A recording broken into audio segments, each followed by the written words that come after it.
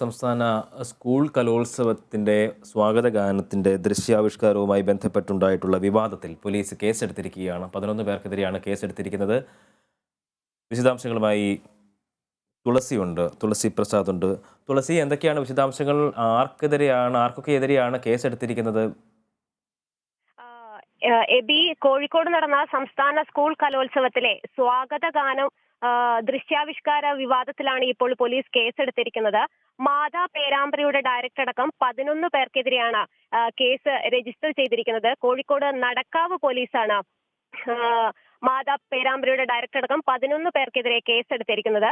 മതസ്പർദ്ധ വളർത്താൻ ശ്രമിച്ചെന്ന കുറ്റമാണ് ഇവർക്കെതിരെ ഇപ്പോൾ ചുമത്തിയിരിക്കുന്നത്. Kozhikode judicial first class magistrate കോടതിയുടെ നിർദ്ദേശപ്രകാരമാണ് നടക്കാവ് പോലീസ് ഇവർക്കെതിരെ കേസ് രജിസ്റ്റർ ചെയ്തിരിക്കുന്നത്. കോഴിക്കോട് സംസ്ഥാന സ്കൂൾ കലോത്സവ വേദിയിൽ മുസ്ലിം വേഷധാരിയെ, അതായത് സ്വാഗതഗാന ദൃശ്യാവിഷ്കാരത്തിൽ മുസ്ലിം വേഷധാരിയെ തീവ്രവാദിയായി ചിത്രീകരിച്ചതിൽ ഒരു വിമർശനം നേരത്തെ തന്നെ ഉയർന്നിരുന്നു. ഈ വിമർശനത്തിന്റെ അടിസ്ഥാനത്തിലാണ് ഇപ്പോൾ കേസ് എടുത്തിരിക്കുന്നത്. ഇതിനെതിരെ ആദ്യം തന്നെ മുസ്ലിം ലീഗായിരുന്നു രംഗത്ത് വന്നത്. കലോത്സവ സ്വാഗതഗാനത്തില് ദൃശ്യാവിഷ്കാരത്തിൽ ഇത്തരമൊരു രീതിയിൽ മുസ്ലിം വേഷധാരിയായ യുവാവിനെ തീവ്രവാദിയെ ചിത്രീകരിച്ചതിൽ വിമർശനവുമായി ആദ്യം തന്നെ മുസ്ലിം ലീഗ് നേതാവ് PK അബ്ദുൾ റബ്ബായിരുന്നു ഫേസ്ബുക്കിൽ പ്രതിഷേധവുമായി രംഗത്തെത്തിയത്. ഇതിനുശേഷം ഇത് വിവാദമാവുകയും ഇപ്പോൾ ഇതിനെതിരെ കേസെടുത്തിരിക്കുകയുമാണ്. എബി,